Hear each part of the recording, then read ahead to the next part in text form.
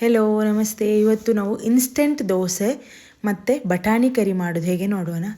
As usual ಒಂದು black tea ಇಲ್ಲದೆ ನಮ್ಮ ದಿನ ಶುರು ಆಗೋದಿಲ್ಲ. ಬ್ಲ್ಯಾಕ್ ಟೀ ಅಂತಲ್ಲ, ಒಟ್ಟು ಟೀ ಇರಬೇಕು. ಸೊ ಒಂದು ಬ್ಲ್ಯಾಕ್ ಟೀ ಜೊತೆ ನನ್ನ ದಿನ ಶುರುವಾಗಿದೆ.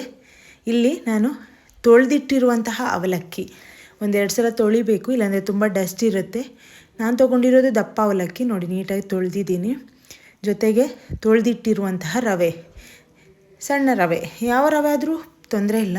ಒಂದು ಸಲ ನೀಟಾಗಿ ತೊಳೆದು ನೀರು ಬಗ್ಗಿಸ್ಕೊಂಡಿರಬೇಕು, ತುಂಬ ಡಸ್ಟ್ ಇರುತ್ತೆ. ಇದನ್ನು ನಾವು ಹುಳಿ ಮೊಸರಿನಲ್ಲಿ ನೆನೆ ಹಾಕಬೇಕು ಒಂದು 10 ನಿಮಿಷ ಅಷ್ಟೇ. ಇದಕ್ಕೆ ನಾವು ಅಕ್ಕಿ ನೆನೆಸಿಡಬೇಕು, ಉದ್ದಿನಕಾಳು ನೆನೆಸ್ಬೇಕು, ರುಬ್ಬಬೇಕು, ಆ ಥರ ಏನಿಲ್ಲ. ನೋಡಿ, ಈ ಥರ ಮೊಸರಿನಲ್ಲಿ, ಹುಳಿ ಮೊಸರಿನಲ್ಲಿ ನೆನೆ ಹಾಕಿ ಇಡಬೇಕು. ಇದು ನಾವು ರಾತ್ರಿ ಹೆಪ್ಪು ಹಾಕಿ ಮನೆಯಲ್ಲೇ ಮಾಡಿರುವಂತಹ ಮೊಸರು. ಸ್ವಲ್ಪ ಹುಳಿ ಇದ್ದರೆ ಚೆನ್ನಾಗಿರುತ್ತೆ ಅಂತ ಅಷ್ಟೇ, ತುಂಬ ಹುಳಿ ಇರಬಾರ್ದು, ಮೈಲ್ಡಾಗಿ ಇರಬೇಕು. ಇದನ್ನು ಚೆನ್ನಾಗಿ ಮಿಕ್ಸ್ ಮಾಡ್ಕೊಳ್ಬೇಕು ನಾವು. ಮೊಸರಿಗೆ ಈ ಅವಲಕ್ಕಿ ಮತ್ತು ರವೆ ಏನಿದೆ ಚೆನ್ನಾಗಿ ಮಿಕ್ಸ್ ಮಾಡಿಕೊಂಡು ನೆನೆ ಇಡಬೇಕು. ಒಂದು 10 ನಿಮಿಷ ನೆನೆ ಇಡಬೇಕು. ಅಷ್ಟೊತ್ತಿಗೆ ನಾವು ನಮ್ಮ ಸಾಂಬಾರ್ದೇನು ಪ್ರಿಪ್ರೇಷನ್ ಎಲ್ಲ ಮಾಡ್ಕೊಳ್ಬಹುದು. ನೋಡಿ, ಇದು 10 ನಿಮಿಷ ನೆನೆದ ಮೇಲೆ ಈ ಥರ ರುಬ್ಕೊಳ್ಬೇಕು. 1-2 ಮಿಕ್ಸಿಲಿ ನುಣ್ಣಗೆ ರುಬ್ಕೊಳ್ಬೇಕು. ಬೇಗ ಆಗುತ್ತೆ, ಒಂದು 2 ಮಿನಿಟ್ಸು ಬೇಕಾಗಿಲ್ಲ, ಯಾಕಂದರೆ ಎಲ್ಲ ಚೆನ್ನಾಗಿ ನೆಂದಿರುತ್ತಲ್ವ.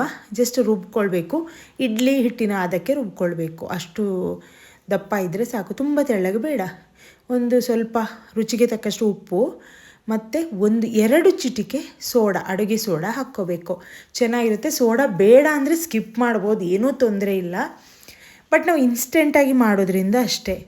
ನೋಡಿ, ಈ ಥರ ರುಬ್ಬಿ ಅದನ್ನ ಒಂದು ರೌಂಡ್ ಮಿಕ್ಸಿಗೆ ಹಾಕ್ಬಿಟ್ಟು ರುಬ್ಕೊಂಡು ಇಡೋಣ. ಇನ್ನೊಂದು ನೆಕ್ಸ್ಟ್ ಬ್ಯಾಚ್ ಇದೆ ನನ್ನ ಹತ್ರ. ಸ್ವಲ್ಪ ನಾನು 1 ಲೋಟ ಅವಲಕ್ಕಿ, 1 ಲೋಟ ಉಪ್ಪಿಟ್ಟು ರವೆ, 1 ಲೋಟ ಮೊಸರು ಹಾಕಿರುವಂಥದ್ದು. ಇದಕ್ಕೇನು ನೀರಿನ ಅವಶ್ಯಕತೆ ಬರೋದಿಲ್ಲ. ರುಬ್ಬಿದ ಮೇಲೆ ಒಂದು 5 ನಿಮಿಷ ಮುಚ್ಚಿಟ್ಟಿದ್ದೀನಿ ನಾನು ಅಷ್ಟೇ, 5 ಮಿನಿಟ್ಸ್ ಅಷ್ಟೇ ಇಟ್ಟಿರೋದು. ನೋಡಿ ಹಿಟ್ಟು ಎಷ್ಟು ಚೆನ್ನಾಗಿ ಬಂದಿದೆ ಅಂತೇಳಿ. ನೋಡಿ, ಈ ಹದ ಸಾಕು. ಇಡ್ಲಿ ಎಲ್ಲ ಮಾಡ್ತೀವಲ್ಲ ಆ ಹದ, ಅಥವಾ ಒಂದು ದಪ್ಪ ದೋಸೆ. ನೋಡಿ, ಈ ದೋಸೆನ ತುಂಬ ತೆಳ್ಳಗೆ ಮಾಡಬಾರ್ದು ನಾವು, ದಪ್ಪ ಸೆಟ್ ದೋಸೆ ಎಲ್ಲ ಮಾಡ್ತೀವಲ್ಲ ಆ ಥರ. ನೋಡಿ ಎಷ್ಟು ಚೆನ್ನಾಗಿ, ಅದು ನೋಡಿದರೆ ನಿಮಗೆ ಗೊತ್ತಾಗ್ಬೋದು, ಒಳ್ಳೆ ಸ್ಪಾಂಜ್ ಥರ ಇರುತ್ತೆ ದೋಸೆ, ತುಂಬ ಚೆನ್ನಾಗಿರುತ್ತೆ. ಇದಕ್ಕೆ actually chicken curry, mutton curry ಎಲ್ಲ ಇದ್ದರೆ ತುಂಬ ಚೆನ್ನಾಗಿರುತ್ತೆ.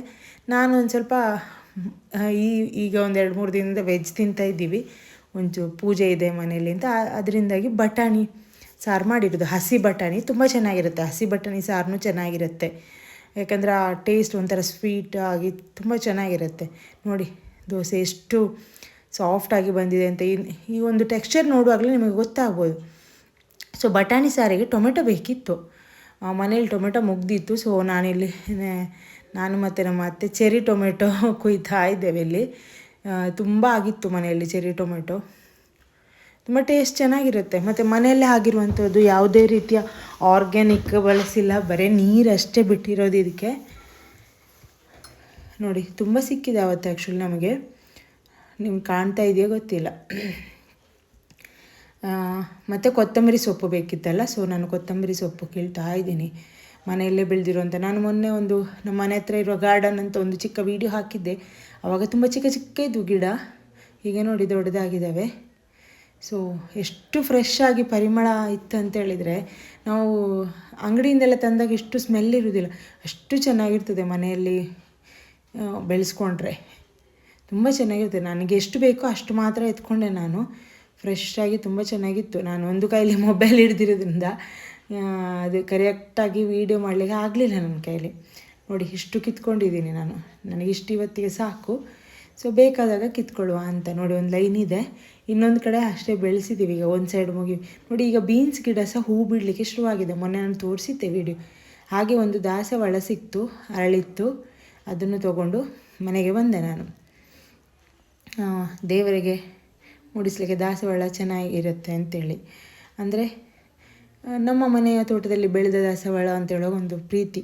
ನೋಡಿ, ಇಷ್ಟು ಟೊಮೆಟೊ ಸಾಕು ನನಗೆ, ಎಷ್ಟು ಚೆನ್ನಾಗಿದ್ದಾವೆ ನೋಡಿ. ಕಲರ್ ಆಗಲಿ, ಟೇಸ್ಟು ಅಷ್ಟೇ ಚೆನ್ನಾಗಿರುತ್ತೆ. ಸ್ಯಾಲಡಲ್ಲೂ ಯೂಸ್ ಮಾಡ್ಬೋದು. ಇದಕ್ಕೆ ಮಸಾಲೆ ರೆಡಿ ಮಾಡುವ. 1 ಟೇಬಲ್ ಸ್ಪೂನ್ ಕೊತ್ತಂಬರಿ, 1/4 ಟೇಬಲ್ ಸ್ಪೂನಷ್ಟು ಜೀರಿಗೆ, ಒಂದು ಅರ್ಧ ಟೀ ಸ್ಪೂನ್ ಅರಶಿನ, ಖಾರಕ್ಕನುಗುಣವಾಗಿ ಬ್ಯಾಡಗಿ ಮೆಣಸಿನಕಾಯಿ ಹಾಕ್ಕೊಂಡು ರುಬ್ಬಬೇಕು. ಜೊತೆಗೆ ತುರಿದಿರುವಂತಹ ಹಸಿಕಾಯಿ, ಒಂದು ಚಿಕ್ಕ ನಿಂಬೆಹಣ್ಣು ಗಾತ್ರದ ಹುಣಸೆಹಣ್ಣು, ನಿಂಬೆಹಣ್ಣು ಗಾತ್ರ ಬೇಡ, ಗೋಳಿ ಗಾತ್ರದ್ದು ಸಾಕಾಗತ್ತೆ, ಮತ್ತು ಒಂದು 5-6 ಎಸಳು ಬೆಳ್ಳುಳ್ಳಿ ಹಾಕಿ ನುಣ್ಣಗೆ ರುಬ್ಕೋಬೇಕು. ಅದು ರುಬ್ಬುವಷ್ಟೊತ್ತಿಗೆ ನಾವು ಬಟಾಣಿಗೆ ಒಗ್ಗರಣೆ ಇಟ್ಟು ಬೇಯಿಸ್ಲಿಕ್ಕೆ ಇಡುವ. ಬಟಾಣಿ ಕಾಳು ನೋಡಿ, ಇಲ್ಲಿ ಸ್ವಲ್ಪ ಎಣ್ಣೆ ಹಾಕಿದ್ದೀನಿ, ಜೊತೆಗೆ ಒಂದು 10 ಕಾಳು ಮೆಂತ್ಯಕಾಳು ಸೇರಿಸಿದ್ದೀನಿ. ಇದು ಮೆಂತ್ಯಕಾಳು ಆರೋಗ್ಯಕ್ಕೆ ಒಳ್ಳೆಯದು, ತಂಪು ದೇಹಕ್ಕೆ. ಸೊ ಸ್ವಲ್ಪ ಕರಿಬೇವು ಸೊಪ್ಪು ಸೇರಿಸೋಣ. ಫ್ರೆಶ್ ಆಗಿ ಕರಿಬೇವು ಸೊಪ್ಪು ಸಿಕ್ಕಿತ್ತು ನನಗೆ. ಜೊತೆಗೆ ಒಂದು 2 ಈರುಳ್ಳಿ ಸಣ್ಣಗೆ ಹಚ್ಚಿ ಹಾಕಿದ್ದೇನೆ ನಾನು. ಈರುಳ್ಳಿ ಎಷ್ಟು ಹಾಕಿದರೂ ಚೆನ್ನಾಗಿರುತ್ತೆ, 3-4 ಹಾಕ್ಕೋಬೋದು. ಬಟ್ ಹಸಿ ಬಟಾಣಿನೇ ಒಂಥರ ಸ್ವೀಟಿಸ್ ಇರೋದ್ರಿಂದ ನಾನಿಲ್ಲಿ 2 ಅಷ್ಟೇ ಹಾಕಿದ್ದೀನಿ, ಇನ್ನೂ ತುಂಬ ಸ್ವೀಟಿಸ್ ಆಗುತ್ತೆ ಕರಿ ಅಂತೇಳಿ. ಅದಾದಮೇಲೆ ಈ ಚೆರಿ ಟೊಮೆಟೊನ 2 ಪೀಸ್, 1-2 ಪೀಸ್ ಥರ ಮಾಡಿ ನಾನು ಹಾಕ್ಕೊಂಡಿರುವಂಥದ್ದು. ಇದು ಬೇಗ ಬೆಂದು ಬಿಡುತ್ತೆ. ಆ್ಯಕ್ಚುಲಿ ಈ ಒಂದು ಬಟಾಣಿ ಕರಿ ಏನಿದೆ ಗೀ ರೈಸ್ ಜೊತೆ ಪರೋಟ ಜೊತೆನೂ ತುಂಬ ಚೆನ್ನಾಗಿ ಇರುತ್ತೆ ಕಾಂಬಿನೇಷನ್ನು. ನೋಡಿ, ಇದು ಚೆನ್ನಾಗಿ ಹುರ್ಕೊಂಡ್ಮೇಲೆ ನಾವು ಹಸಿ ಬಟಾಣಿ ತೊಳೆದಿರುವಂಥದ್ದು ಹಾಕೋಣ. ಇದೇನು ಜಾಸ್ತಿ ಬೇಯಿಸುವಂಥ ನೆಸೆಸಿಟಿ ಇಲ್ಲ, ಒಂದು 5 ಮಿನಿಟ್ಸ್ ಬೆಂದರೆ ಸಾಕಾಗತ್ತೆ. ಈ ಒಗ್ಗರಣೆಯನ್ನು ಹಾಕಿದ್ದೀವಿ ಅದರಲ್ಲೇ ಬೆಂದುಬಿಡುತ್ತೆ, ಇದಕ್ಕೇನು ಎಕ್ಸ್ಟ್ರಾ ನೀರು ಸೇರಿಸುವಂಥ ನೆಸೆಸಿಟಿ ಇಲ್ಲ. ನೋಡಿ, ಇದಕ್ಕೆ ಸ್ವಲ್ಪ ಕರಿಬೇವು ಸೇರಿಸಿ ನಾನು ಬೇಯಲಿಕ್ಕೆ ಇಡ್ತಾ ಇದ್ದೀನಿ. ಅಷ್ಟೊತ್ತಿಗೆ ನಮ್ಮ ಪೇಸ್ಟ್ ರೆಡಿಯಾಗಿದೆ, ಮಸಾಲೆ ರೆಡಿಯಾಗಿದೆ. ಅದಕ್ಕೆ ಈಗ ಕೊತ್ತಂಬರಿ ಸೊಪ್ಪು ಸೇರಿಸ್ಕೊಂಡು ಇನ್ನೊಂದು ಸಲ ರುಬ್ಕೊಳ್ಬೇಕು ನಾವು. ಇದು ಟೇಸ್ಟ್ ಚೆನ್ನಾಗಿರುತ್ತೆ. ಈ ಥರ ಒಂದು ಟ್ರೈ ಮಾಡದಿರೋರು ಟ್ರೈ ಮಾಡಿ ನೋಡಿ, ತುಂಬ ಚೆನ್ನಾಗಿರುತ್ತೆ ಟೇಸ್ಟು, ತುಂಬ ಇಷ್ಟ ಆಗುತ್ತೆ. ದೋಸೆಗಿರ್ಬೋದು, ಚಪಾತಿಗಿರ್ಬೋದು, ಪರೋಟ, ಗೀ ರೈಸ್ ಜೊತೆ ತುಂಬ ಚೆನ್ನಾಗಿದೆ, ಒಳ್ಳೆ ಕಾಂಬಿನೇಷನು. ಗೀ ರೈಸ್ ಜೊತೆ ಮಾಡೋದಾದರೆ ಸ್ವಲ್ಪ ನೀರು ಕಡಿಮೆ ಹಾಕ್ಕೊಳ್ಬೇಕು. ನೋಡಿ, ಈ ಥರ ಗೊಜ್ಜು ಮಾಡ್ಕೊಳ್ಬೇಕು ಗೀ ರೈಸಿಗೆ ಅಂದರೆ. ಇದು ನಾವಿಲ್ಲಿ ದೋಸೆಗೆ ಮಾಡೋದ್ರಿಂದ ಸ್ವಲ್ಪ ನೀರು ಸೇರಿಸ್ತಾ ಇದ್ದೀವಿ. ದೋಸೆ ಮತ್ತು ಪರೋಟಕ್ಕಾದರೆ ಇಷ್ಟು ನೀರು ಸೇರಿಸ್ಕೊಳ್ಬೋದು, ತುಂಬ ಚೆನ್ನಾಗಿರುತ್ತೆ ಟೇಸ್ಟು. ಒಂದ್ಸಲ ಟ್ರೈ ಮಾಡಿ. ಆ ಕೊತ್ತಂಬರಿ ಸೊಪ್ಪು ಏನು ಹಾಕಿದ್ದೀವಿ ಅದನ್ನು ಮಾತ್ರ ಖಂಡಿತ ಸ್ಕಿಪ್ ಮಾಡಲಿಕ್ಕೆ ಹೋಗಬೇಡಿ ನೀವು. ಇಲ್ಲಿ ಚೆನ್ನಾಗಿ ಕುದಿ ಬರಲಿ. ಉಪ್ಪು ಸೇರಿಸ್ಕೊಳ್ತಾ ಇದ್ದೀನಿ. ಈಗ ನಾನು ಬೇಯುವಾಗ ಉಪ್ಪು ಹಾಕಿರಲಿಲ್ಲ, ಈಗ ಹಾಕ್ಕೊಳ್ಳೋಂಥದ್ದು. ಬೇಯುವಾಗ ಉಪ್ಪು ಹಾಕಿದ್ರೂ ಏನು ತೊಂದರೆ ಇಲ್ಲ, ಹಾಕ್ಕೊಳ್ಬೋದು. ನಾವು ಒಗ್ಗರಣೆಯಲ್ಲಿ ಅಷ್ಟೇ ಬೇಯಲಿಕ್ಕೆ ಇಟ್ಟಿರೋದ್ರಿಂದ ಉಪ್ಪು ಹಾಕಿದರೆ ತಳ ಹಿಡಿಯುತ್ತೆ ಅಂತ ಹಾಕಿರಲಿಲ್ಲ ಅಷ್ಟೇ. ಸೊ ಮುಚ್ಚಿ ನೋಡಿ, ಚೆನ್ನಾಗಿ ಕುದಿ ಬರುತ್ತಾ ಇದೆ. ಇಲ್ಲಿಗೆ ನಮ್ಮ ಬಟಾಣಿ ಸಾಂಬಾರು ರೆಡಿಯಾಗಿದೆ. ನಾನು ಹೇಳಿದಾಗೆ ಗೀ ರೈಸಿಗೆ ಮಾಡೋದಾದರೆ ಸ್ವಲ್ಪ ನೀರಿನ ಅಂಶ ಕಡಿಮೆ ಮಾಡಿ. ದೋಸೆ ಜೊತೆ ತುಂಬ ಚೆನ್ನಾಗಿತ್ತು ಈ ಒಂದು combination. Thank you for watching.